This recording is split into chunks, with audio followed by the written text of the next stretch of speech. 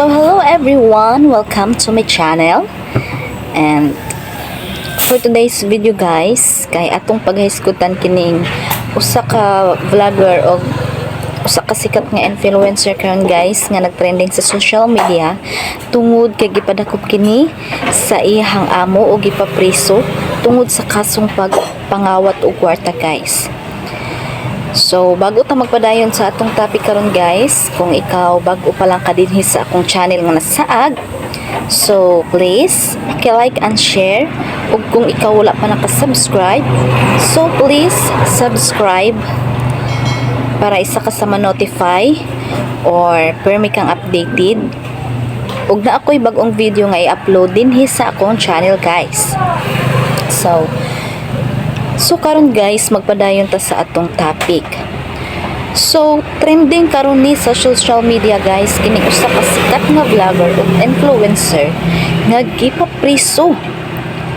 Trending ang pagpadakop sa iha guys, then gipapriso siya tungod sa iyang pagpangawat og dako nga kantidad sa kwarta sa iyang amo. So, walay lain guys kundi sus ilado kaayo ni siya guys. So kaila jud mo ani kay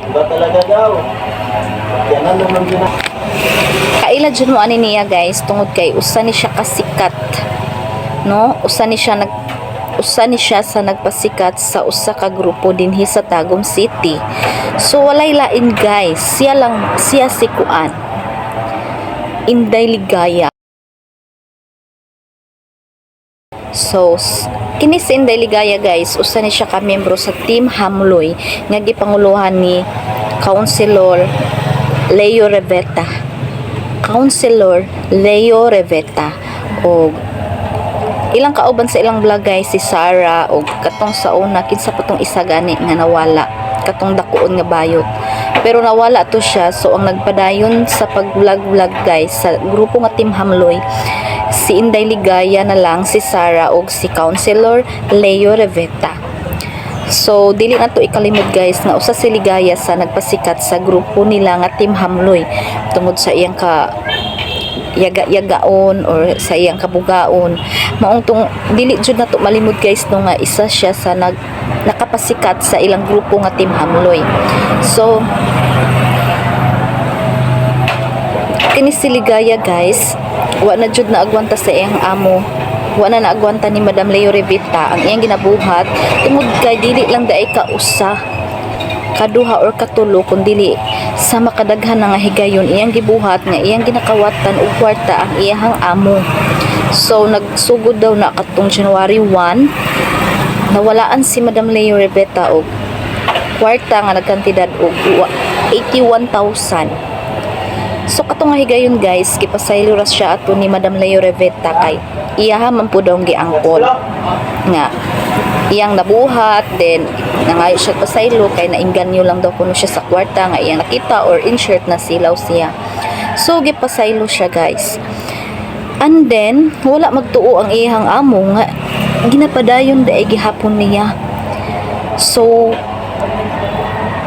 dili na cash ang iyang ginakuha guys, kundi kwarta na nga naa sa GCash.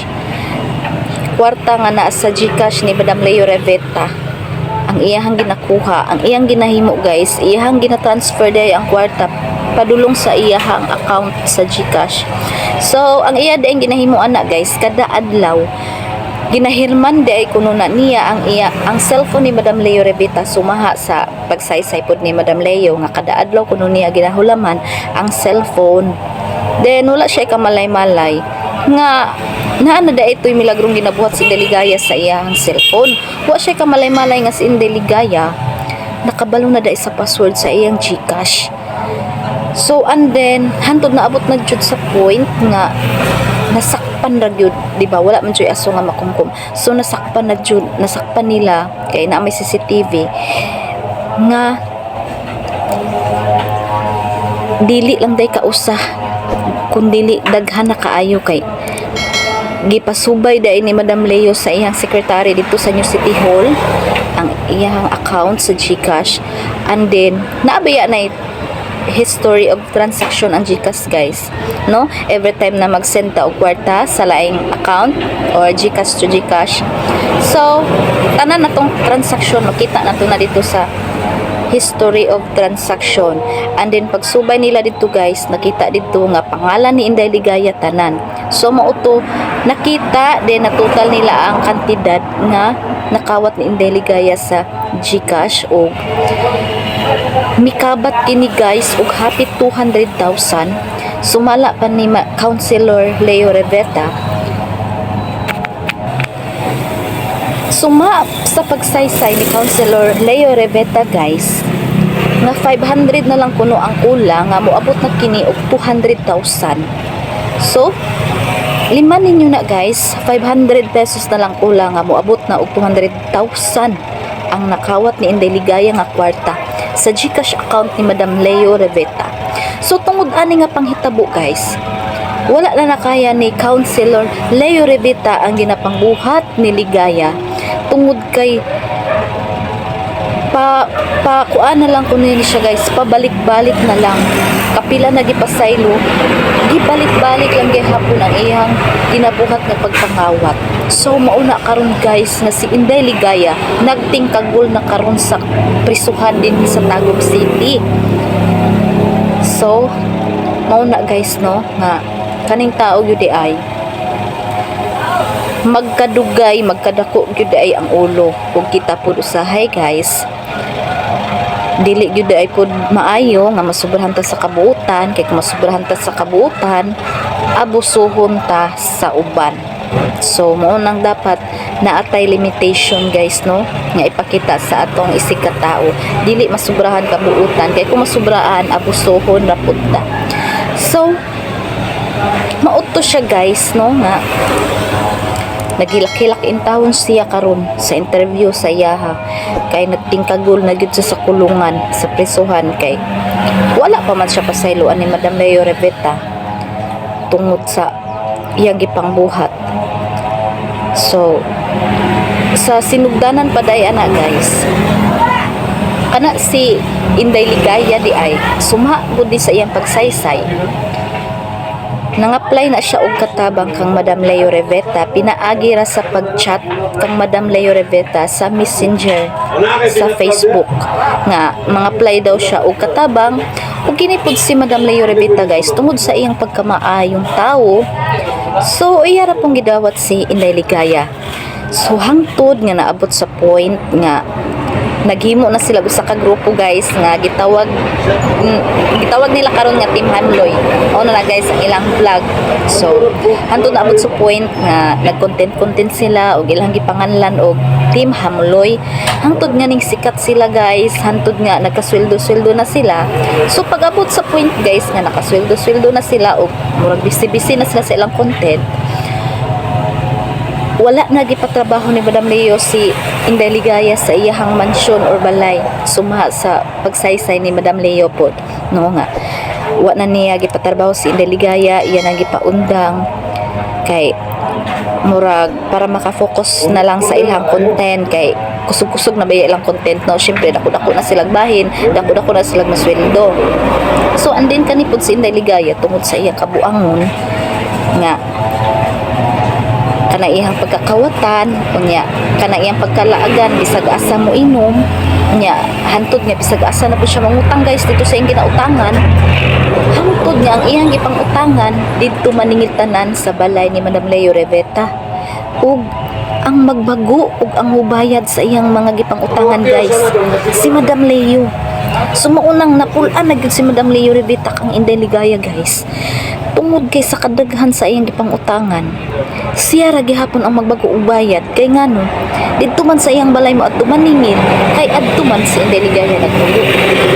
So si Inday Ligaya nakapuyo na siya og mga 1 year ra pud daw kapin sa balay ni Councilor Leo Reveta. Sumala ra po ni sa ilang pagsaysay tungod kay nakit-an man ako ang ilang mga interview guys og ang pagsaysay mismo ni Sarah og ni Councilor Leo Reveta og sa interview kang Inday Ligaya. So mo nang na ako yung mga impormasyon nga na share sa inyo karon og nabalaan nga impormasyon. So tungod ana ginapangbuhat ni Inday Ligaya guys, napuno na gyud si Councilor Leo Revita. Maong nagdesisyon siya guys nga iyang pahawaon sa iyahang balay si Inday Ligaya, ug si Inday Ligaya guys nag-board na lang siya, nag-boarding house, and then si Inday Ligaya moadto na lang siya dito sa balay ni Leo Revita kung mag-content sila. So every time nga naa sila content, mao pa na pag-adto ni Inday Ligaya sa ilahang balay. So kay si Inday Ligaya di naman siya kawat og cash, kay wa naman siya nagpuyo dito sa balay ni Madam Leo Revita.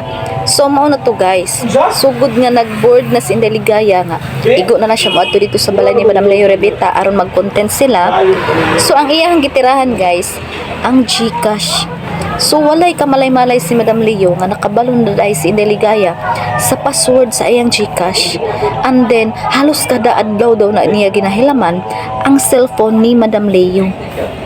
So mao lagi gid na guys, so, wala gyud assume nga makungkob kay bag-uhay lang yun, nasakpan man di karon tingkagol siya sa prisuhan. So gisayangan lang gyud niya guys ang opportunity no na kamaayo sa ihang amo, and then sikat na sila. So dili ba yun na tumalimod nga sikat na si Inday Ligaya karon ug daga na siya followers, ug isa pud siya nagpasikat sa Team Hamloy nga grupo tungod kay sa iyang sa iyang kanang yaga-yagaon niya, and then basta dili ma-explain. So maunang daghan kay siya followers guys. So maunang karon nakatan-aw man jud ko sa iyang interview ganina ra jud pod, naghilak-hilak, nagtingkag gulo sa prisuhan, nagsige og pangayo pasaylo kang Councilor Leo Revita. Then expected na po nato na guys nga mapasaylo ra gihapon na siya ni Councilor no, kay well known naman jud kaayo nga si Councilor, maayo jud kay na siya batasan, and na siya big heart para sa mga tao. So lalo pa kaya ka Inday Ligaya nga na sila pinagsamahan. So mao na guys ang atong makuha nga aral ani atong topic karon, dili dapat ta mag-abusar no, kung gipakitaan tag maayo sa atong amo, sa atong isig kaingon, dili dapat ta mag-abuso, dili ta mag-abusar. Kung gipasaylo ta sa isa ka beses, duha ka beses, tulo, so dapat dili na ta mausab sa atong gibuhat tungod kay malay nato sunod natong buhaton nga mali, dili ta papasaylo. Sumaha nili pareha ni Inday Ligaya, isa, duha, tulo, upat gipasaylo siya ni Councilor Leo Revita. Pero karon guys sa kadaghan nga iyang ibuhat nga pagpangawat, wa na gid siya napasaylo, gipapriso na gid siya guys. Naa na gid siya karon sa prisuhan, nagtingkagol, luoy kaayo nya, naabaya na siya anak no. So mo na kita dapat guys, dapat ta makontinto ta, dili ta mag-abusar no. So maulang to guys ang akong gustong i-share. So marites no. So guys, kung nagustuhan ninyo ang atong topic karon guys, so paki-like and share sa video guys, ug labaw sa tanan ayaw kalimti ang pag-subscribe sa akong channel guys, ug pag-suporta, ug dinhi na kung nagustuhan lang ninyo guys ha, kung nagustuhan ninyo, please share your friends, please like and share sa video, ug please don't forget to subscribe, and see you in my next video guys. Bye bye.